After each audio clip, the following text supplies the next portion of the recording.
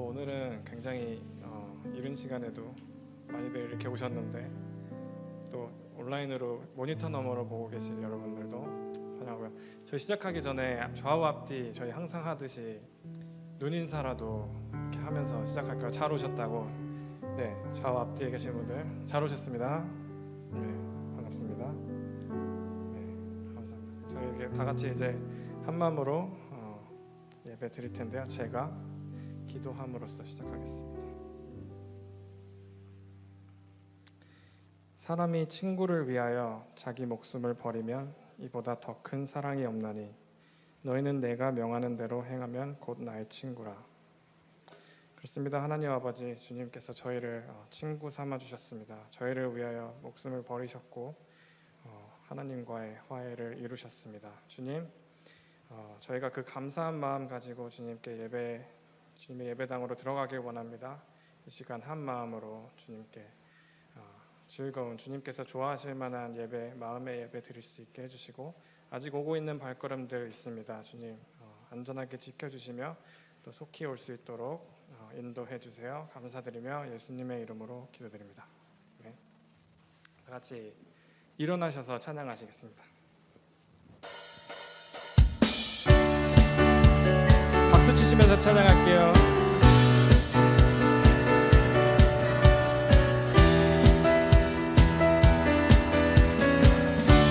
주님 어찌 날 생각하시는지, 주님 어찌 날 생각하시는지, 들으시는지 내 기도. 주님 진실로 날 생각하시네. 날 사랑하네. 놀라워라. 주님 어찌 날 생각하시는지,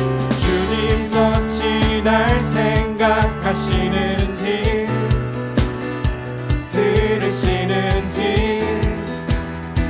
내 기도. 주님 진실로 날 생각하시네.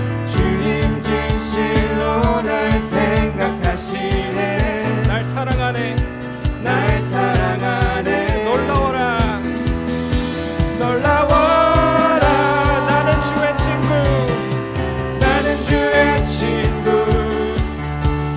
나는 주의 친구. 주님 날 친구로 부르셨네. 나는 주의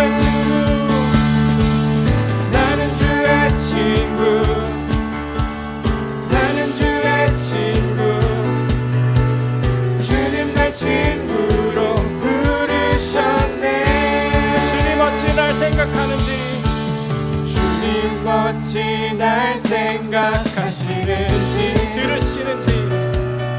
들으시는지 내 기도. 주님 진실로 날 생각하시네. 날 사랑하네. 놀라워라.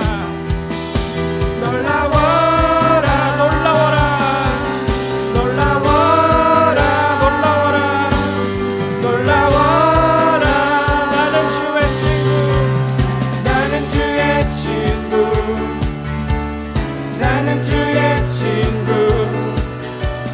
주님 날 친구로 부르셨네.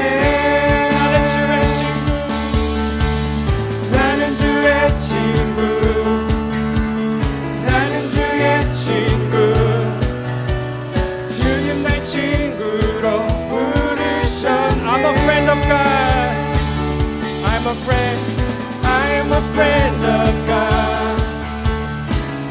a friend of God.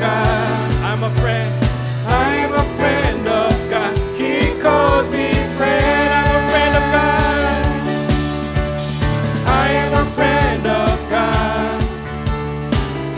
friend of God. I am a friend of God. He calls me friend. Amen.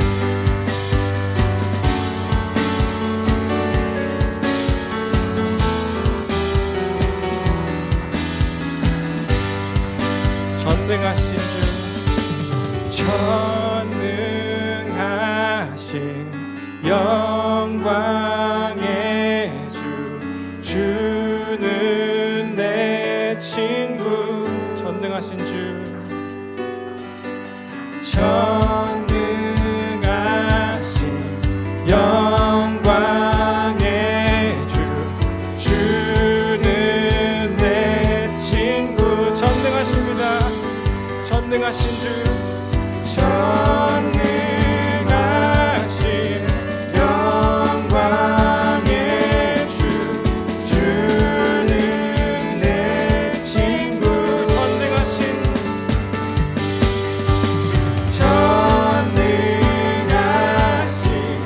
영광의 주, 주는 내 친구. 나는 주의 친구, 나는 주의 친구, 나는 주의 친구. 주님 날 친구로 부르셨네. 나는 주의 친구, 나는 주의 친구,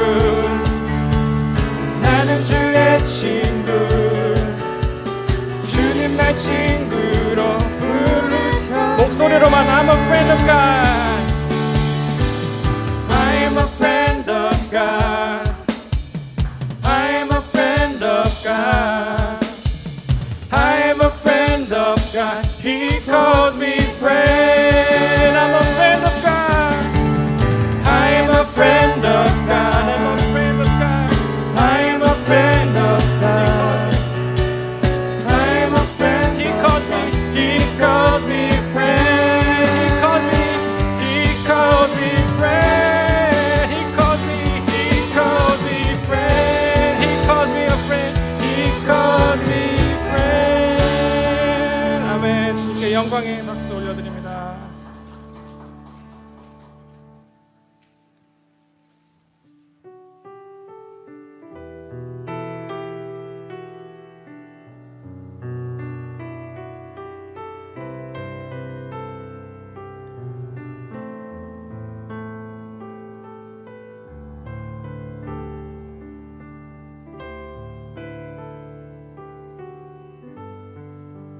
나의 주님께,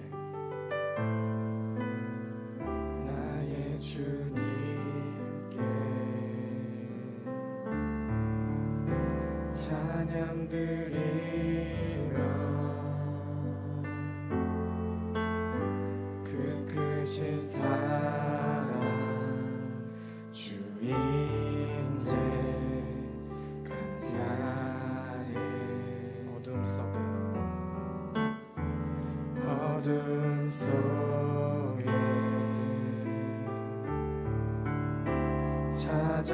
찾아오셔서 주님의 영광 보게 하시네. 아멘. 의심하는 나를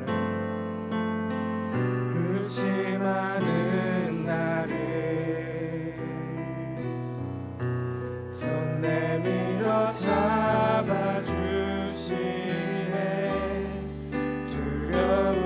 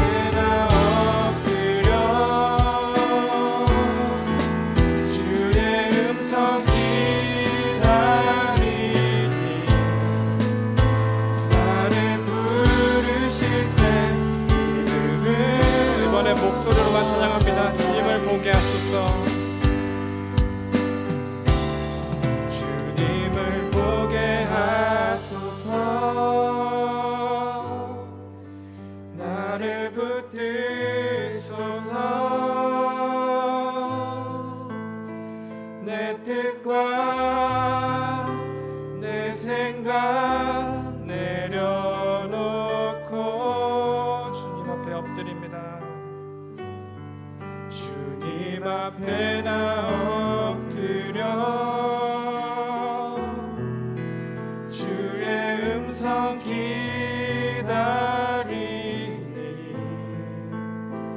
나를 부르실 때 믿음으로 걸어가리. 아멘. 우리들의 고백이 됐으면 좋겠습니다.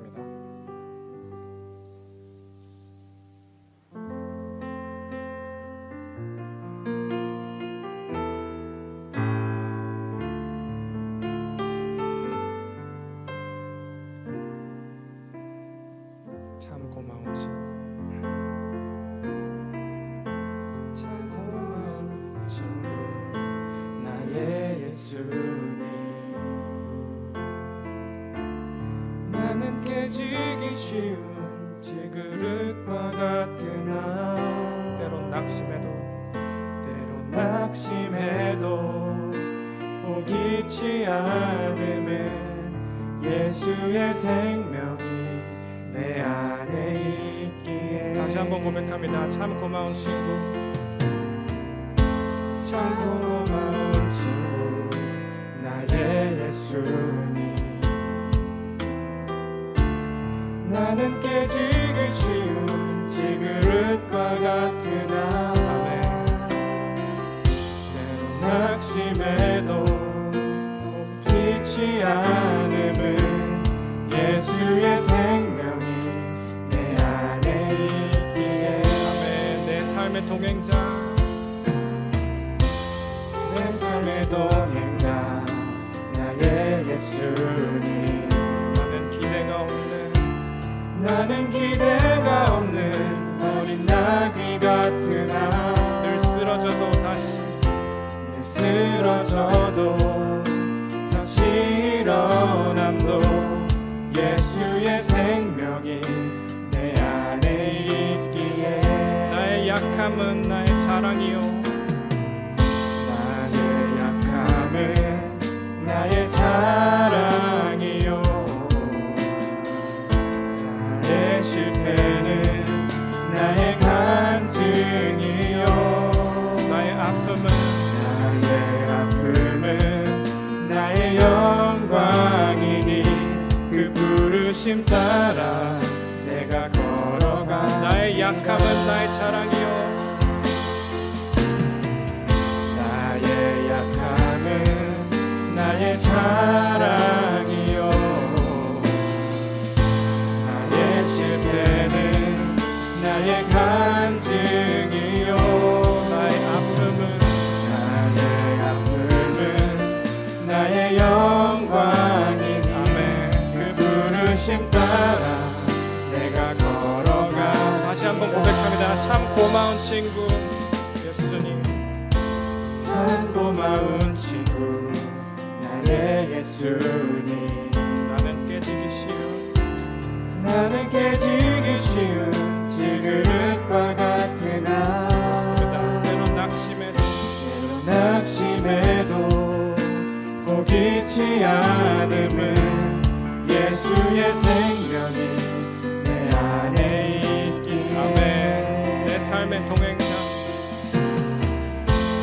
내 삶의 동행자, 나의 예수님. 나는 기대가 없는 어린 나귀 같으나 늘 쓰러져도 다시 일어남도 예수의 생명이 내 안에 있기에. 나의 약함은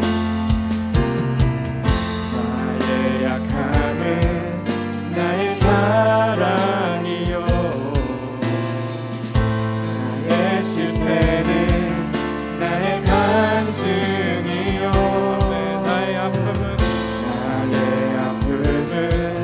나의 영광이니 그 부르심 따라 내가 걸어가니. 나의 약함은 나의 자랑이요,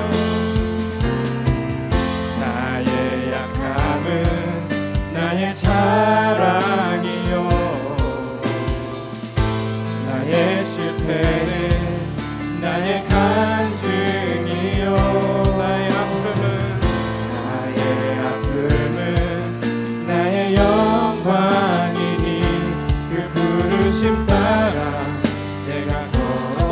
고백합니다. 나의 약함은 나의 자랑이요 나의 약함은 나의 자랑이요 나의 실패는 나의 간증이요 나의 아픔은 나의 영광이니 나의 아픔은 나의 영광이니 그 부르심 따라 내가 걸어갑니다. 목소리 높여 나 가난함은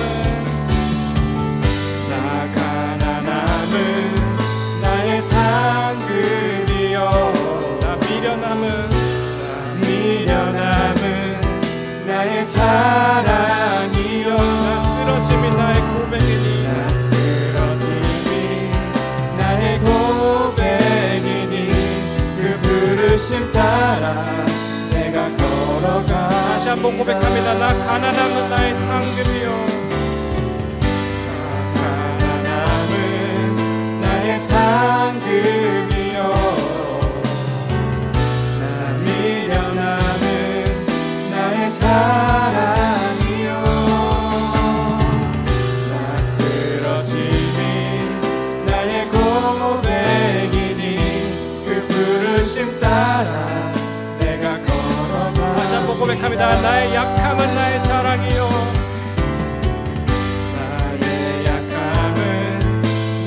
사랑이요 나의 실패는 나의 간증이요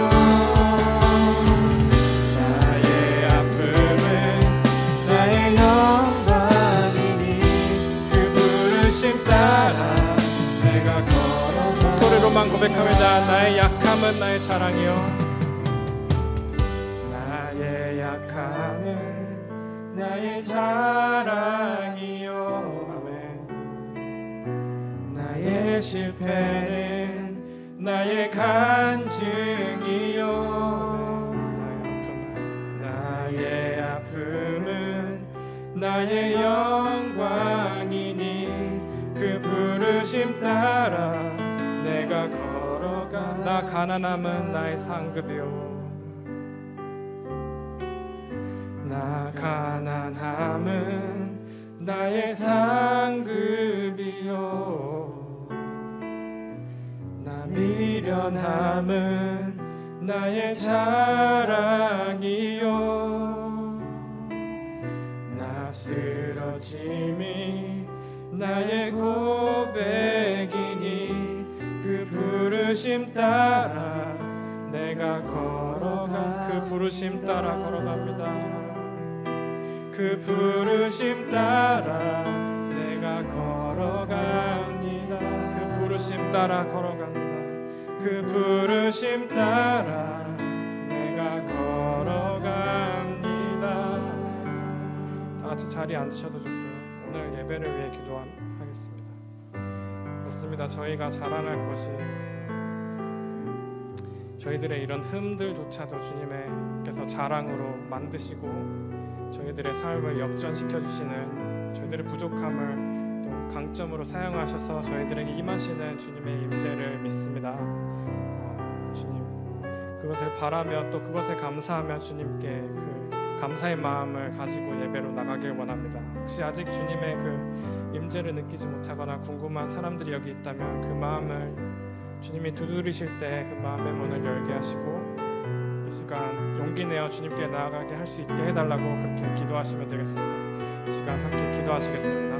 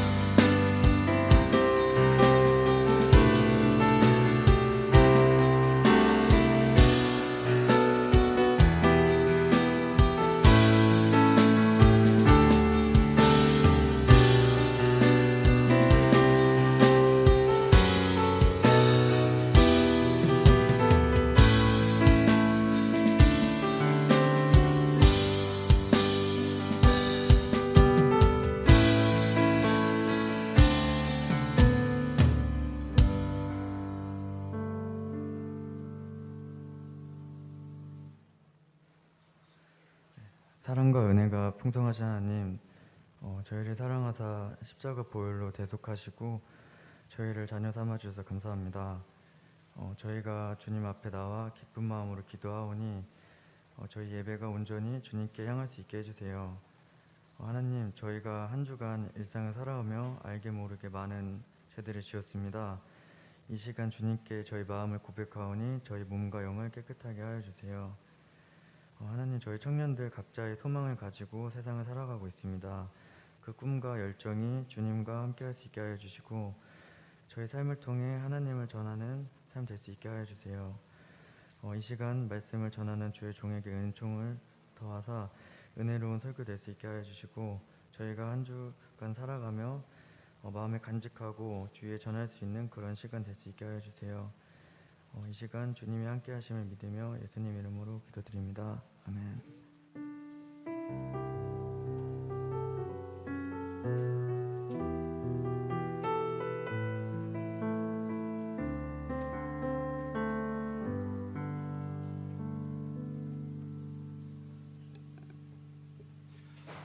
네, 오늘도 예수마을 주일 예배로 나오신 여러분을 주님의 이름으로 환영하고 축복합니다.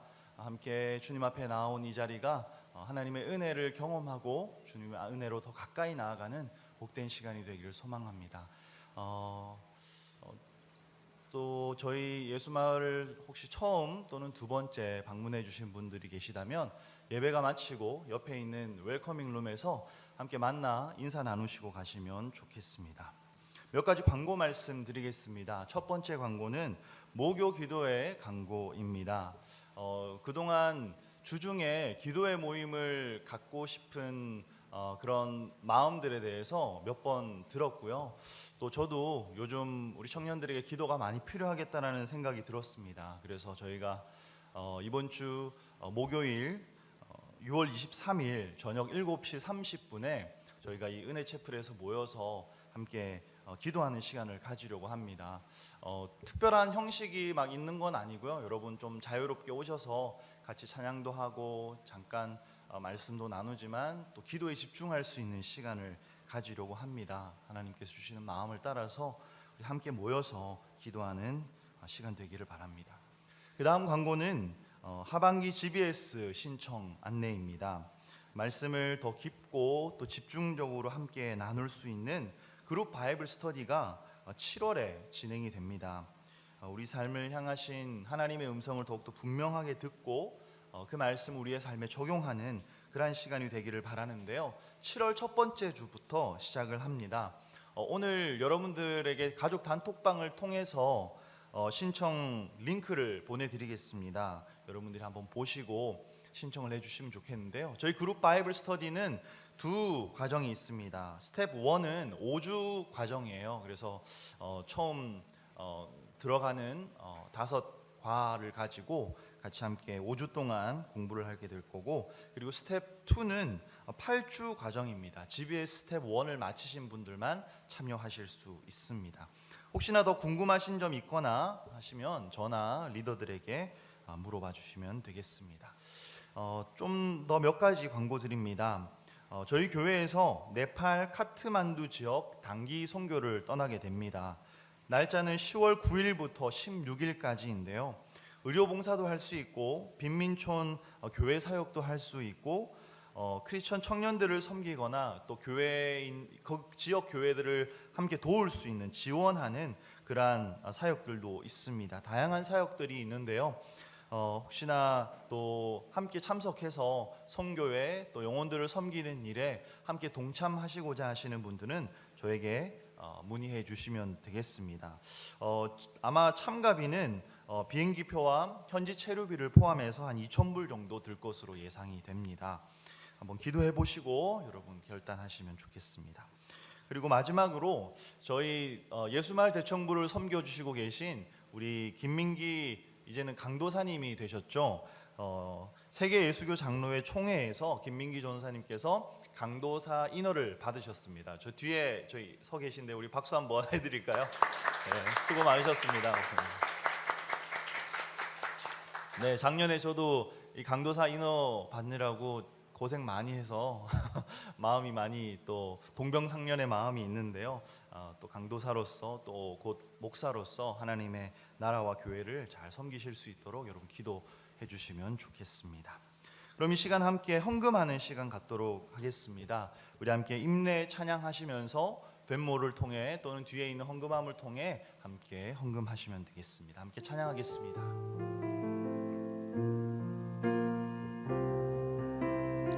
우리 모두 예배하는 자 되어 우리 모두 예배하는 자 되어 온전히 영과 진리로 주를 예배하자. 주가 우리와 함께 영원히 함께 하시고 마르지 않는 샘물로 우릴 다시 한번 찬양합니다. 우리 모두 예배하는 자 되어 온전히 영과 진리로 주를 예배하자. 주가 우리와 함께 영원히 함께 하시고 마르지 않는 샘물로 우릴 채우시리라. 함께 기도하겠습니다. 하나님 아버지, 오늘도 우리의 발걸음을 예배로 또 하나님의 은혜의 장소로 인도하여 주심을 감사함을 드립니다. 이 시간 우리의 마음을 담고 정성을 담아 정말 신령과 진정을 다한 예배로 주님 앞에 올려드리기를 소망합니다. 우리의 연약함과 부족함들을 깨트려 주시고 이 시간 주님 앞에 드려질 이 예배가 크신 하나님의 은혜의 통로가 되어 우리가 더욱더 마음을 다하고 전심을 다하여 주님 앞으로 나아가는 시간 되게 하여 주옵소서. 그런 우리의 마음을 담아 주님께 우리의 작은 헌금을 올려드립니다. 주님이 이 예물을 기쁘게 받아주시옵시고 이 예물을 주님 뜻하신 곳에 아름답게 사용하여 주시옵소서.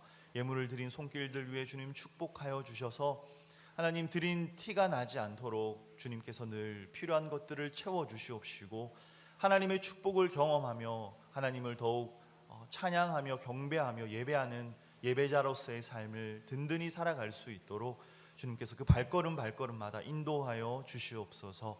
이 시간 이 예배를 주님께서 홀로 받아주시기를 소망하오며 예수님 이름으로 기도드립니다. 아멘.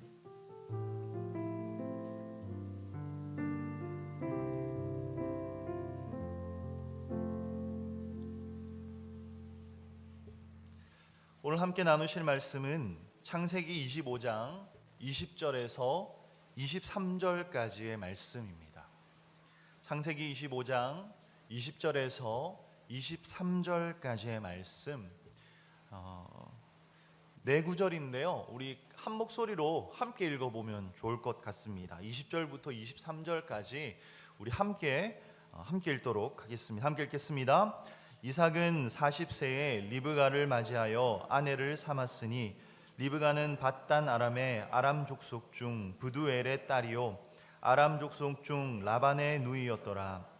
이삭이 그의 아내가 임신하지 못하므로 그를 위하여 여호와께 간구하매 여호와께서 그의 간구를 들으셨으므로 그의 아내 리브가가 임신하였더라니. 그 아들들이 그의 태 속에서 서로 싸우는지라. 그가 이르되 이럴 경우에는 내가 어찌할꼬 하고 가서 여호와께 묻자온대. 여호와께서 그에게 이르시되 두 국민이 내 태중에 있구나. 두 민족이 내 복중에서부터 나누이리라. 이 족속이 저 족속보다 강하겠고 큰 자가 어린 자를 섬기리라 하셨더라. 아멘. 저희가 지난 한 4개월 정도 아브라함이라는 인물을 중심으로 창세기의 말씀을 함께 나누었습니다. 드디어 이 창세기 25장은 아브라함의 이야기에 마침표를 찍고 그 다음 세대 이삭의 이야기를 본격적으로 시작하고 있습니다. 그래서 25장은 아브라함의 죽음 이야기로 시작하죠. 성경을 보면 아브라함은 175세에 숨을 거두었다고 합니다. 아브라함이 하나님의 부르심을 받은 나이가 몇 살이었죠, 여러분? 75세였죠. 75세에 자신을 부르신 하나님과 100년이라고 하는 오랜 세월을 함께 동행하다가 이제 아브라함은 천국에서 하나님과의 동행을 이어가게 되었습니다. 성경은 아브라함이 죽었을 때 이스마엘이 와서 이삭과 함께 아브라함의 장례를 치루었다고 이야기합니다. 여러분, 이스마엘이 누구이죠? 아브라함의 첫째 아들. 하지만 하나님의 약속의 아들이 아니었기 때문에 아브라함의 집을 떠나야만 했던 비운의 인물이었습니다. 하지만 그도 아버지 아브라함의 장례를 함께 치루었습니다.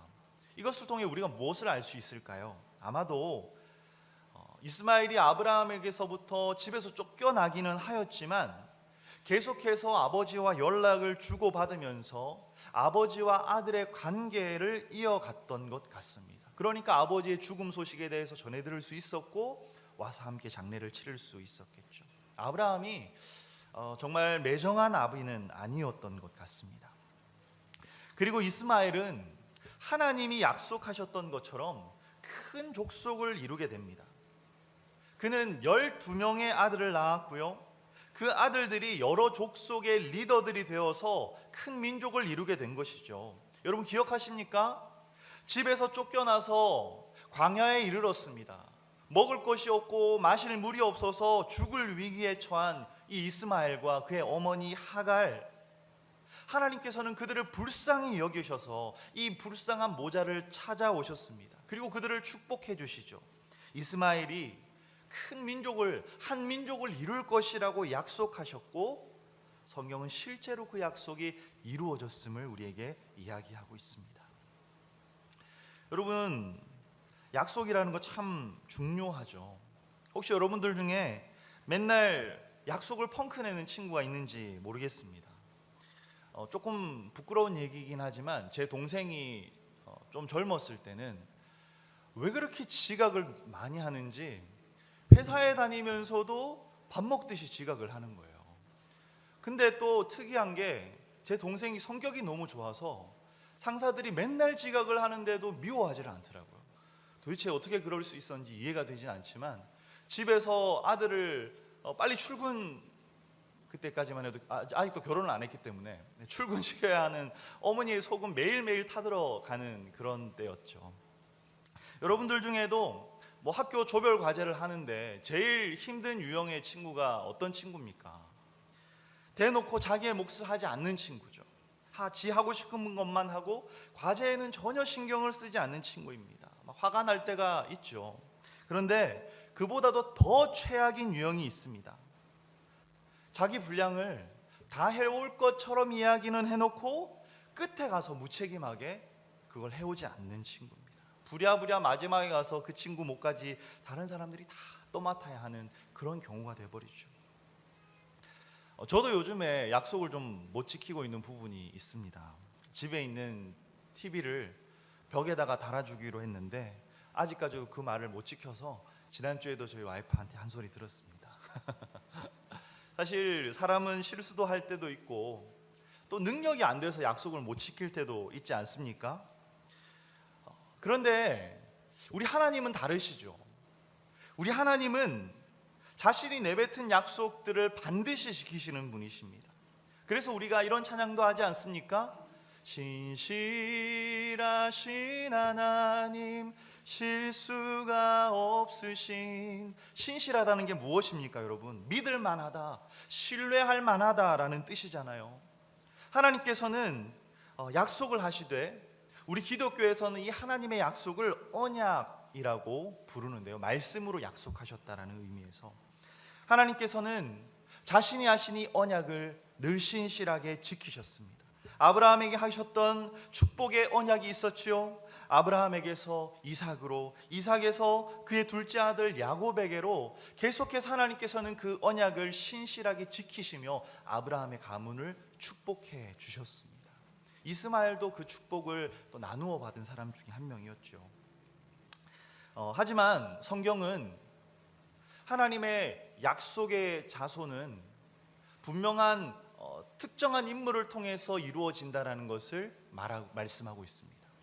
아브라함의 약속의 자손이 누구죠? 이삭이죠. 그리고 오늘 본문에 등장하는 야곱이라고 하는 이삭의 아들이 이 약속을, 하나님의 언약을 이어가는 약속의 자녀였습니다. 오늘 본문을 보니까 20절에 이삭이 40세에 리브가와 결혼을 했다고 합니다. 여러분 지난주 설교 기억나시나요? 이 둘의 결혼에는 하나님의 정말 놀라운 기가 막힌 만남의 축복이 있었습니다. 그 놀라운 축복을 받아서 함께 결혼을 했으니까 얼마나 행복했겠습니까? 아브라함이나 다른 어떤 성경에 나오는 사람들은 첩도 드리고 그랬는데요, 이삭은 오직 리브가와만 한평생을 살았습니다. 그렇게 하나님의 축복 속에서 만나고 결혼까지 해서 이제는 정말 불행 끝 행복 시작일 거라고 기대할 만한 상황이었는데요, 현실은 그렇지가 않았습니다. 다시 문제가 찾아왔습니다. 아이가 안 생기는 거예요. 나이가 40이면 젊은 나이도 아니죠. 빨리 애를 낳아야 하는데 하나님께서 아브라함에게 주셨던 축복이 있지 않습니까? 너의 자손을 하늘의 별과 땅의 모래와 같이 많게 하시겠다. 사실 아브라함 때에는 이 축복의 말씀이 잘 이루어지지 않았습니다. 자식들이 몇 명 없었죠. 약속의 자손이라고는 이삭 한 명뿐이었습니다.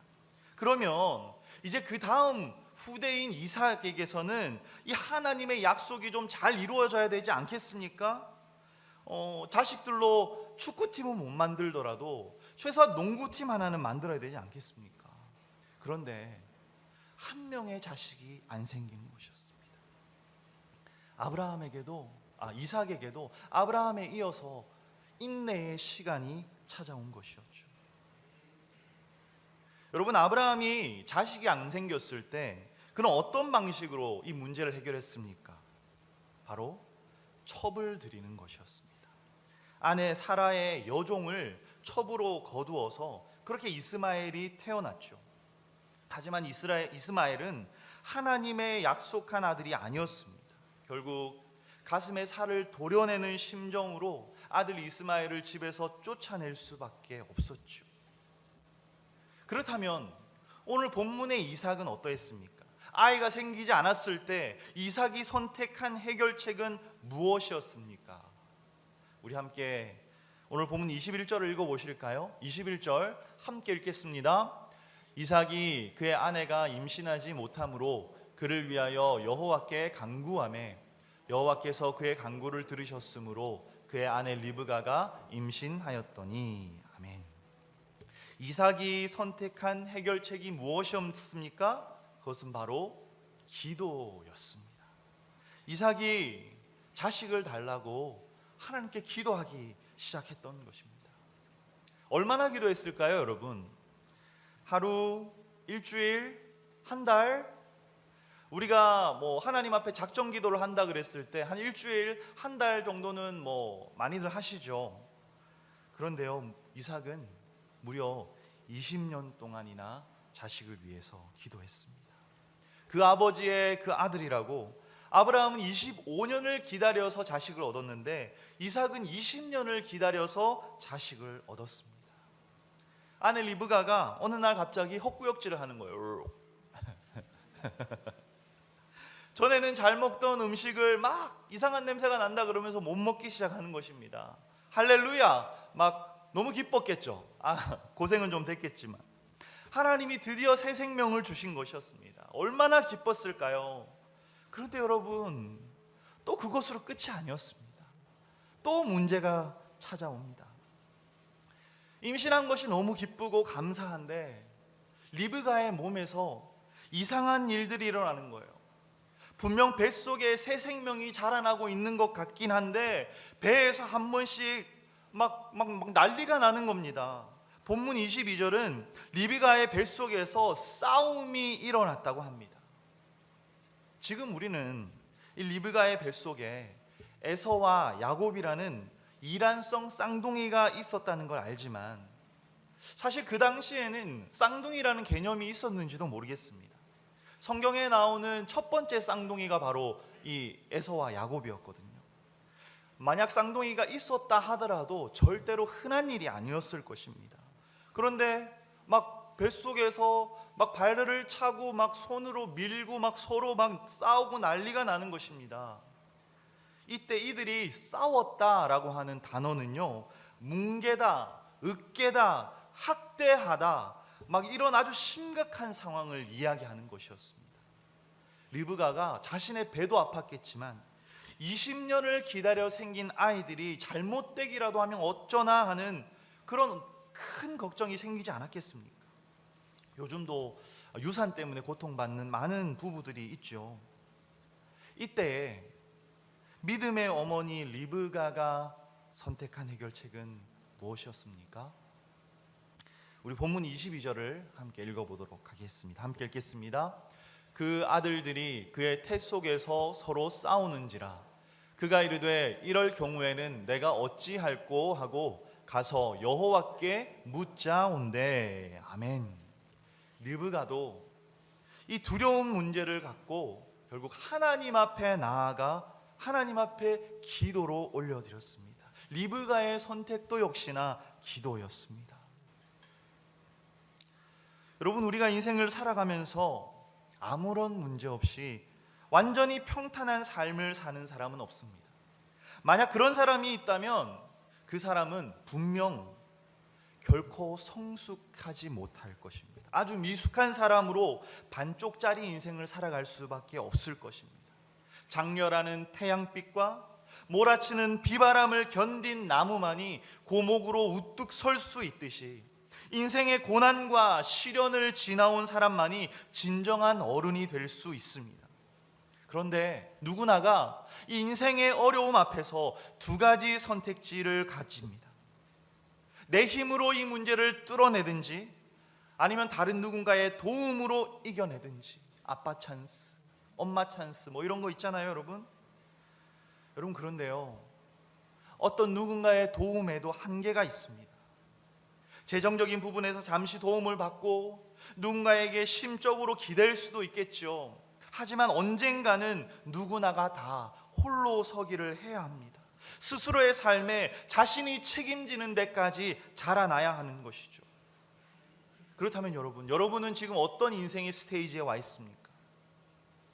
아마도 여러분은 점점 더 내 힘으로 인생을 책임져야 하는 그런 시기에 있을 것 같습니다.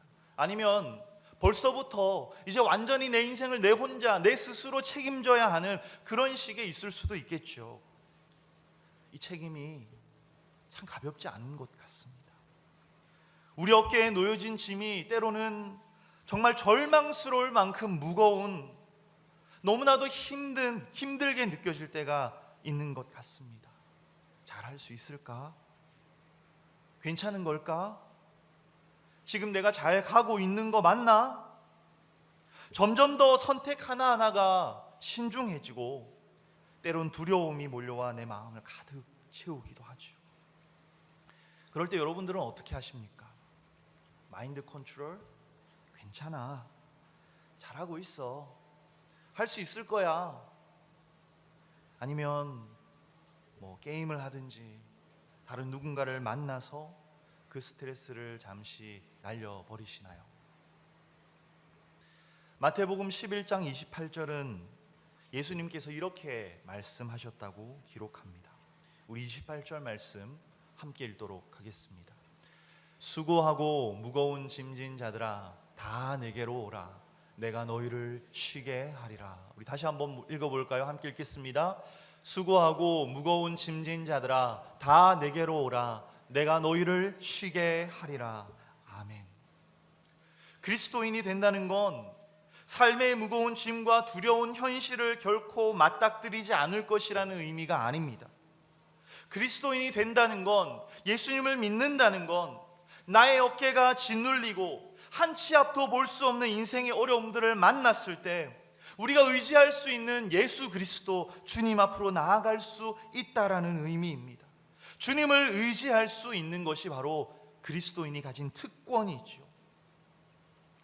이 부분에 대해서 제가 지난주에 한 책을 읽었는데요, 안녕 기독교라는 책이었습니다. 거기에 나온 내용을 제가 좀 요약을 해서 여러분들에게 한번 들려드리도록 하겠습니다. 각자의 삶에 생겨나는 문제들이 있다. 그러면 신앙이 있는 사람들은 대부분 기도해야지라고 생각한다. 그런데 막상 기도를 하면 대부분 답을 구하기에 급급하다. 이러이러한 문제가 있는데 어떻게 하면 좋을까요? 하지만 하나님께서 그에 대한 답을 주시는 일은 거의 없다. 그리고 답을 구하는 기도와 쌍벽을 이루는 기도는 이렇게 해주세요라는 답정너 기도다. 답은 내가 정해놨으니 하나님은 이것만 해주시면 됩니다 라는 기도인 거죠. 하지만 삶 속에서 우리에게 찾아오는 문제들은 답으로 풀리지 않는다. 좀 자잘한 문제들은 답을 아는 것만으로 풀리겠지만 정말 중요한 문제들은 과정을 통해 풀린다. 그 과정들을 잘 겪으며 지나갈 때 문제를 풀려고 애쓰지 않아도 자연스레 풀린다는 것이다. 결국 중요한 것은 주님의 임재라는 과정으로 문제를 풀어가는 것이다. 그러면서 이 책의 저자가 이 내용을 설명하기 위해서 한 가지 예를 드는데요. 바로 축구 이야기였습니다. 동네에서 축구를 하는데 상대팀이 프로는 아니었지만 우리 팀보다 실력이 확실히 뛰어나서 전반에만 6골을 먹었다. 6대0으로 지고 있었고 더 이상 후반전에 승산이 없어 보였다. 이게 우리 앞에 찾아온 큰 문제라고 생각해보자. 그런데 이때 갑자기 누군가 내 어깨를 툭툭 두드리는 것이었다. 아르헨티나 축구 영웅 메시였다. 또 다른 어깨를 누군가 만지는데 손흥민이었다. 우리가 도와줄게. 우리에게 패스만 해줘. 상대편이 아무리 강해도 비록 6대0으로 지고 있어도 더 이상 질 거라는 생각이 들지 않았다. 메시와 손흥민이 나와 같은 팀이니까.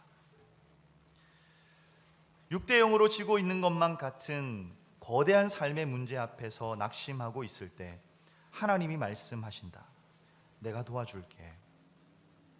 답이 아닌 임재로 함께 하시는 하나님이 있기에 우리는 문제를 통과해낼 수 있다. 그러므로 답을 구하는 기도가 아닌 하나님을 구하는 기도가 정답이다. 이거를 읽으면서 되게 많이 공감이 됐습니다. 우리 각 사람은 모두 각자의 인생의 고민과 걱정이 있죠. 본문에서 이삭은 아기가 생기지 않는 것이 문제였고 리브가는 뱃속의 아이들에게 일어나고 있는 일이 도무지 무슨 일인지 두려움이 있었습니다. 이때 믿음의 사람들은 모두 이 문제를 가지고 하나님 앞으로 나아갔습니다. 우리에게도 문제의 크기와 깊이가 어떠하든 주님은 우리가 주님 앞으로 그 문제들을 갖고 나아오기를 기뻐하십니다. 수고하고 무거운 짐진 자들아 다 내게로 나아오라. 내가 너희를 쉬게 하리라. 이것이 바로 우리 예수님의 약속입니다. 이 약속을 붙들고 우리 같이 한번 더욱더 기도의 자리로 나아갔으면 하는데요. 오늘 본문을 조금만 더 살펴보자면 리브가가 하나님 앞에 기도로 나아갔을 때 하나님은 어떻게 하셨나요? 하나님께서는 친히 음성으로 리브가에게 응답하셨습니다. 우리 오늘 본문 23절 말씀 다시 한번 읽어보도록 하겠습니다. 함께 읽겠습니다. 여호와께서 그에게 이르시되 두 국민이 네 태중에 있구나. 두 민족이 네 복중에서부터 나누이리라. 이 족속이 저 족속보다 강하겠고 큰 자가 어린 자를 섬기리라 하셨더라. 아멘. 우리가 하나님께 기도할 때 하나님께서 이렇게 응답해 주시면 얼마나 좋을까요?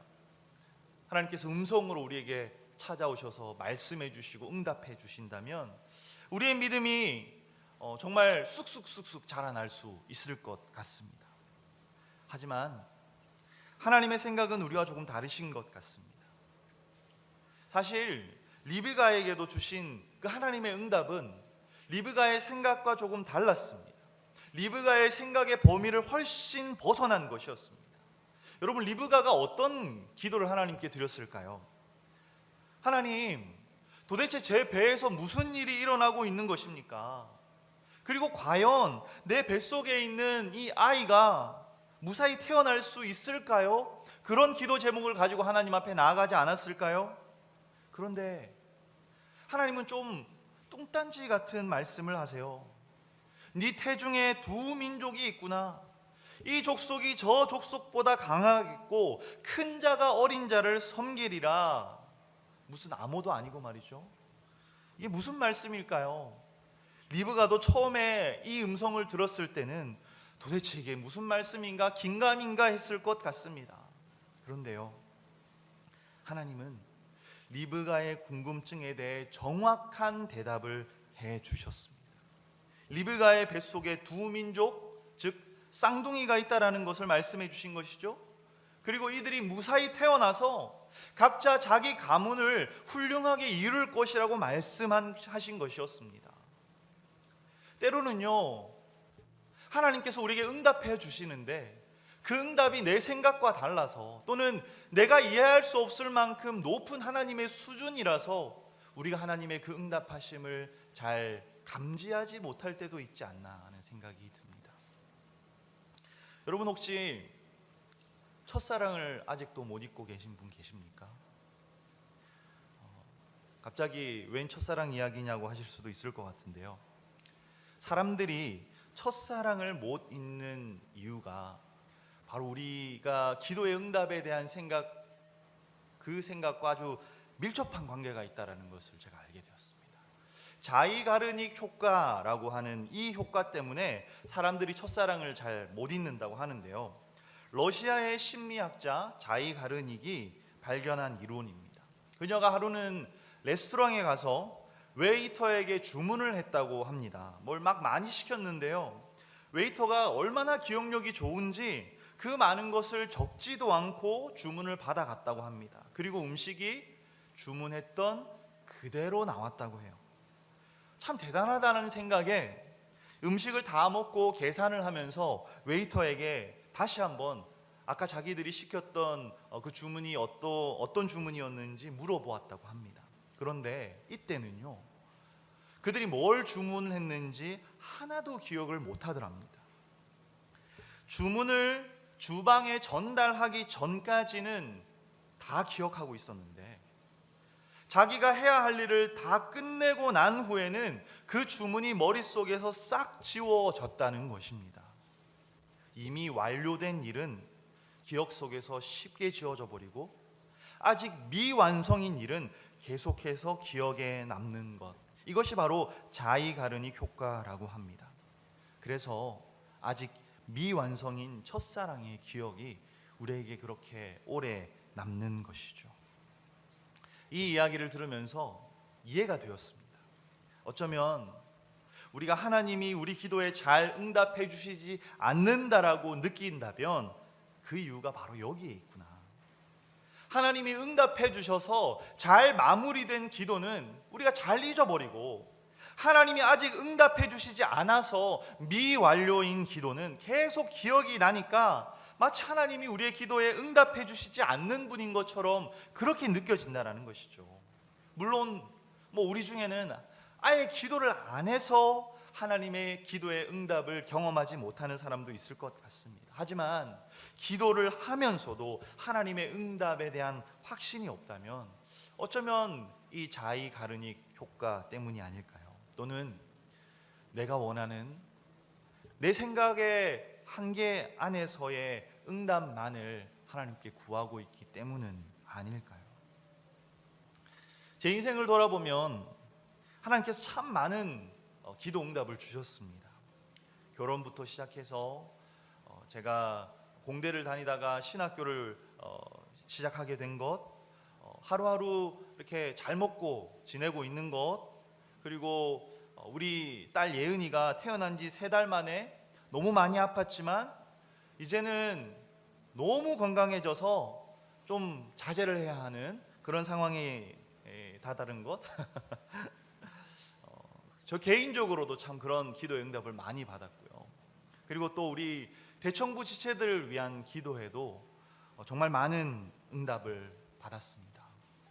그 기도의 응답 때문에 예수마을을 떠나야 하는 많은 지체들도 있었고요. 그게 다 제 마음에 기쁜 응답만은 아니었지만 하나님께서는 참으로 우리의 기도에 신실하고 선하게 응답하시는 그런 분이셨습니다. 여러분, 이제 이번 주 목요일에 목요 기도회를 시작합니다. 오랫동안 저도 바래왔고 여러 지체들이 요청을 해왔던 주중 기도회인데요. 많은 지체들의 삶의 어려움에 대한 이야기를 제가 들으면서 이제는 정말 기도의 자리를 만들어야겠다는 생각이 강하게 들었습니다. 하나님은 늘 우리가 하나님께 가까이 나아오기를 원하십니다. 하나님께 나와 우리가 지고 있는 무거운 인생의 짐과 어두운 미래에 대한 불안한 마음을 주님과 함께 나누기를 원하십니다. 또 때론 하나님 이런 좋은 일이 있었어요. 하나님 이러한 일 때문에 하나님 너무 감사합니다. 이렇게 좋은 일로도 하나님한테 와서 조잘조잘 그렇게 하나님 앞에 들려주시기를 원하십니다. 그게 가까워진다는 것이고, 그게 사랑을 나눈다는 것이고, 그게 주님과 함께 동행하는 삶이기 때문입니다. 마지막으로 한 구절만 더 읽고 말씀을 마무리해 보려고 하는데요. 우리 마지막으로 이사야 55장 6절과 7절 말씀 우리 한 목소리로 함께 읽어보도록 하겠습니다. 함께 읽겠습니다. 너희는 여호와를 만날 만한 때에 찾으라. 가까이 계실 때에 그를 부르라. 악인은 그의 길을, 불의한 자는 그의 생각을 버리고 여호와께로 돌아오라. 그리하면 그가 긍휼히 여기시리라. 우리 하나님께로 돌아오라. 그가 너그럽게 용서하시리라. 아멘. 제가 처음 오늘 설교를 준비하면서 떠올랐던 주제는 다른 주제였습니다. 그런데 설교를 준비하다 보니까 온통 기도에 관한 말씀인 거예요. 하나님께서 정말 기도하라고 하시는구나라는 생각이 들었습니다. 여러분, 우리 함께 기도의 자리로 나아갔으면 합니다. 목요 기도회 또는 여러분의 방에서 기도의 자리로 나아가십시오. 눈을 감고 손을 모으고 기도해도 좋습니다. 상황이 되지 않으면 여러분 회사에서 또는 차 운전하시면서 눈 뜨고 운전대 잡고 기도하셔도 됩니다. 무릎을 꿇고 기도해도 되고요. 침대나 책상에 의자에 앉아서 기도하셔도 됩니다. 여러분들의 마음을 열고 먼저 하나님 아버지라고 불러보십시오. 그리고 여러분들의 마음과 생각 속에 있는, 여러분들의 생각에 들어오는, 여러분들의 마음에 들어오는 말들을 하나님께 한다고 생각하시고 해보세요. 기도는 그렇게 어렵지 않습니다. 그냥 그렇게 하나님 아버지를 부르며 그분께 기도하듯 마음으로 또는 입술로 이야기를 하는 것이 바로 하나님께 드리는 기도입니다. 너희는 여호와를 만날 때 찾으라.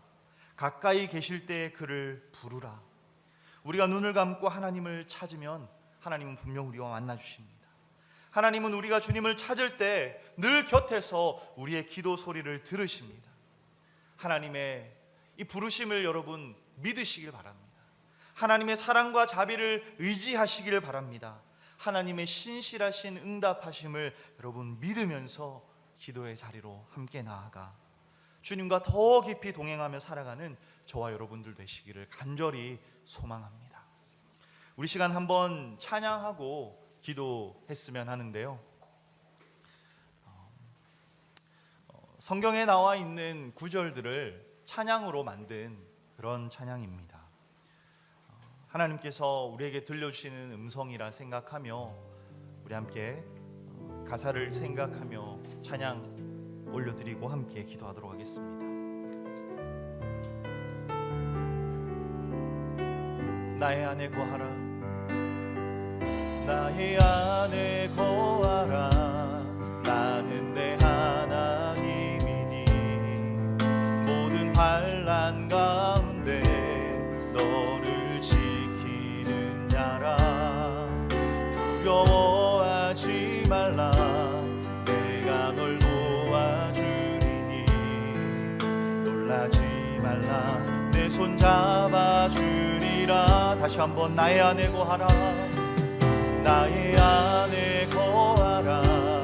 나는 내 하나님이니 모든 환난 가운데 너를 지키는 두려워하지 말라. 내가 널 도와주리니 놀라지 말라. 내 손 잡아주리라. 내가 너를 지명하여 불렀나니 너는 내 것이라. 내 것이라.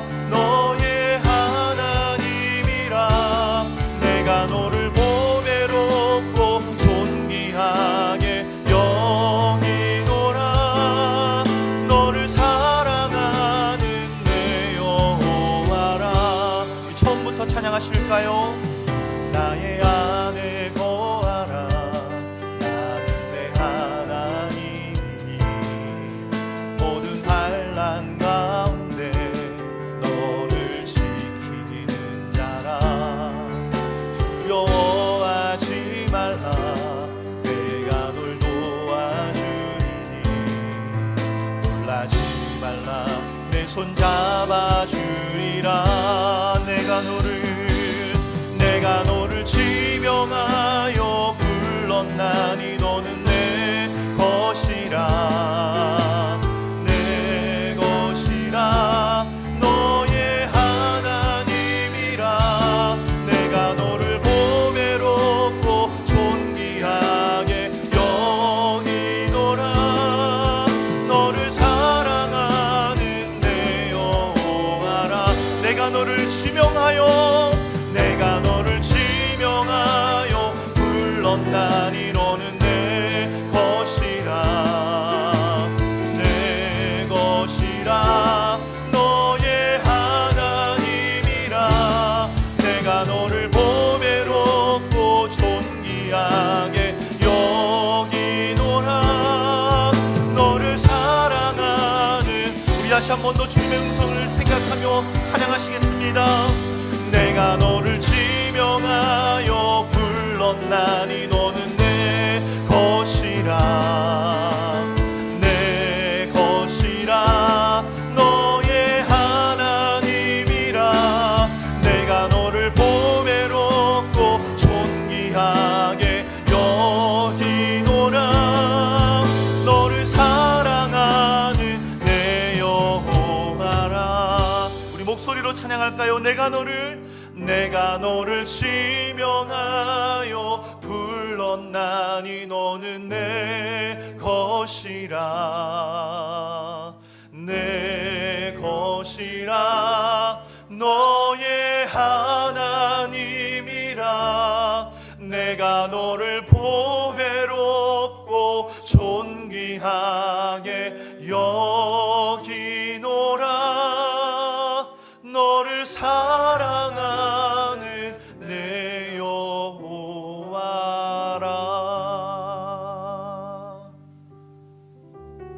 같이 한번 기도했으면 합니다. 주님께서 우리를 그냥 많은 사람 중에 한 명이 아니라 나를 콕 집어서 너는 내 것이라고, 너는 내 것이라고, 내가 너의 하나님이라고 그렇게 우리를 부르셨다고 합니다. 우리를 너무나도 귀하게 여기시는 하나님께서, 우리를 너무나도 사랑하시는 하나님께서 그렇게 우리를 지명하여 부르고 계십니다. 나에게 오라, 나에게 오라. 내가 너를 쉬게 하리라. 내가 너를 위로하리라. 내가 너를 지키리라. 내가 너를 인도하리라. 여러분, 우리 한번 기도하며 그 주님 앞에 우리 마음에 있는 것들을 올려드립시다. 주님, 날 지켜주옵소서. 주님, 도와주옵소서. 주님, 보호해 주시옵소서. 하나님, 그 무엇보다 나와 함께하여 주시옵소서.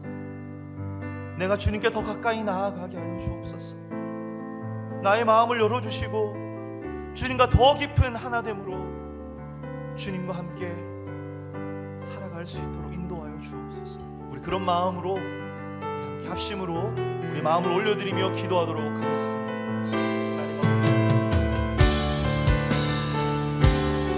하나님,